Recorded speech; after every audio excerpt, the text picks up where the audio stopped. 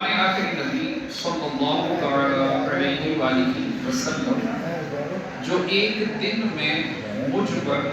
50 مرتبہ درود پاک پڑھے، میں قیامت کے دن اس سے مصافحہ کروں گا۔ صلو علی الحبیب صلی اللہ تعالی علی محمد صلی اللہ علیہ وآلہ وسلم۔ سورہ یونس 11واں سپارہ اور اس کی آیت نمبر 18۔ رمضان المبارک کا آج 18واں روزہ ہے۔ اللہ رب العزت کا فرمان عالی شان ہے وَيَعْبُدُونَ مِن دُونِ اللَّهِ، اور اللہ کے سوا ایسی چیز کو پوجتے ہیں ما لا يضرهم ولا ينفعهم، جو ان کا نہ کچھ نقصان کرے اور نہ کچھ بھلا۔ وَيَقُولُونَ هَؤُلَاءِ شُفَعَاؤُنَا عِندَ اللَّهِ، اور کہتے ہیں کہ یہ اللہ کے یہاں ہمارے سفارشی ہیں۔ قُلْ أَتُنَبِّئُونَ اللَّهَ بِمَا لَا يَعْلَمُ فِي السَّمَاوَاتِ وَلَا فِي الْأَرْضِ، تم فرماؤ کیا اللہ کو وہ بات جتاتے ہو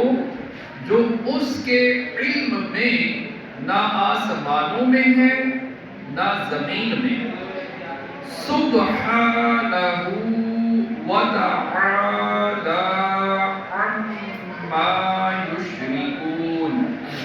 اسے پاکی اور برتری ہے ان کے شرک سے۔ مشرکین بتوں کی عبادت بھی کرتے تھے اور انہیں اللہ تعالیٰ کی بارگاہ میں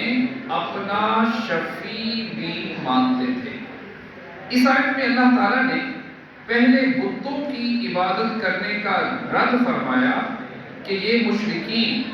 جن بتوں کی عبادت کرتے ہیں وہ اپنے نافرمان کو نہ تو نقصان پہنچا سکتے ہیں اور نہ ہی اپنے عبادت گزار کو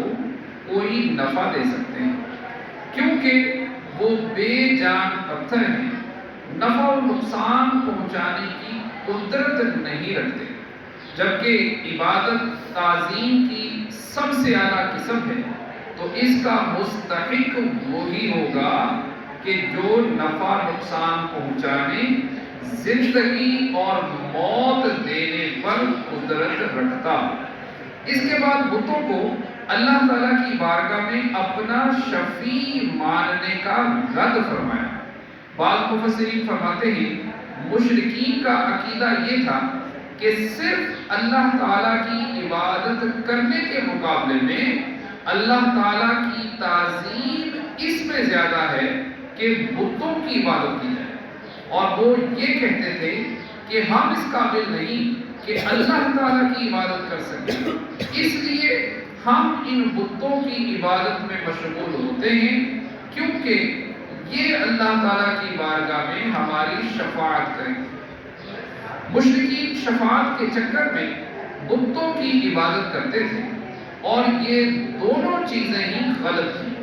ایک تو شرک اور دوسرا ایسے بتوں کو شفیع ماننا جن کو اللہ تعالیٰ کی طرف سے کوئی اذن نہیں دیا گیا۔ اور یہی سے مشرکوں اور مسلمانوں کے درمیان فرق ہو گیا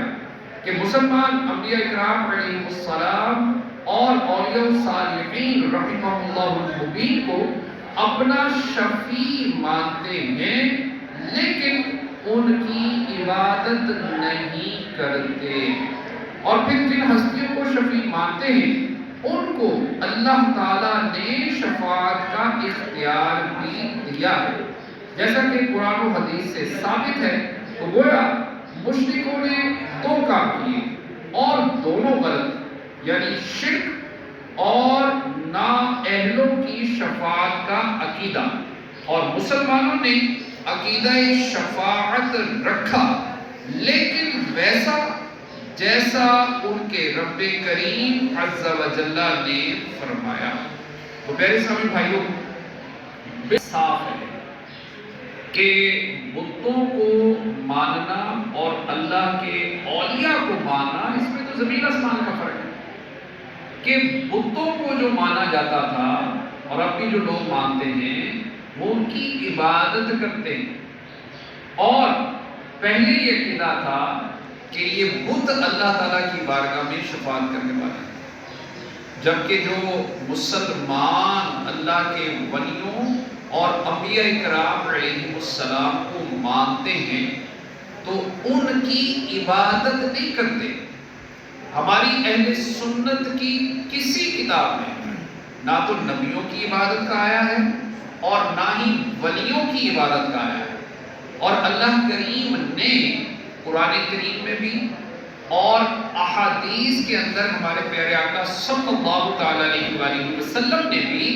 جو شفاعت کا ذکر فرمایا ہے، تو ہم اہل سنت جو ہیں یہی عقیدہ رکھتے ہیں کہ ہم ان اولیاء اور انبیاء کرام علیہ السلام ان کو اپنا شفیع مانتے ہیں، ان کو اپنا معبود نہیں مانتے۔ تو یہ بالکل ایک صاف اور واضح فرق ہے بتوں کو ماننے والوں میں اور انبیاء و اولیاء علیہ السلام کو ماننے والوں میں، اور یہ تو قرآن و حدیث سے ہے۔ اب پھر یہ دیکھیے کہ ہم کہتے ہیں کہ ایک حافظ قرآن، یہ حدیث میں ہے کہ ایک حافظ قرآن اپنے گھر والوں میں سے 7، 10 یا 17 لوگوں کی شفاعت کرے گا۔ اچھا، ہم پھر یہ بھی احادیث میں ہم نے پڑھا کہ جو ایک جو ہے حاجی وہ 400 لوگوں کی شفاعت کرے گا۔ تو شفاعت جو ہے یہ تو قرآن و حدیث سے ثابت ہوئی، تو الحمدللہ اہل سنت قرآن و حدیث کے مطابق چلتے ہیں کہ ہم اللہ کے سوا کسی کو معبود نہیں مانتے، بالکل صاف ہے، اور شفاعت کا بھی ہم انکار نہیں کرتے۔ اب وہ تو لوگ بدبخت ہوئے کہ جو شفاعت کا انکار کرتے ہیں، ہم شفاعت کے انکاری بھی نہیں، قرآن و حدیث کے مطابق ہم چلے کہ اللہ کے نبیوں نے اور اللہ کے ولیوں نے شفاعت کرنی ہے، ٹھیک ہے، حافظ قرآن کی شفاعت ہونی ہے، اچھا پھر حاجی کی شفاعت ہونی ہے، اور پھر جو ہے جو عالم دین ہے اس کی شفاعت ہونی ہے۔ اب اگر کوئی ان باتوں کا بھی انکار کر دے وہ تو قرآن و حدیث کا ہی انکار کر رہا ہے نا، ٹھیک ہے، تو ہم قرآن و حدیث کا انکار نہیں کرتے۔ اہل سنت کا عقیدہ الحمدللہ قرآن و حدیث کے عین مطابق ہے، ٹھیک ہے، تو اللہ کریم ہمیں عمل کی توفیق عطا فرمائے، آمین۔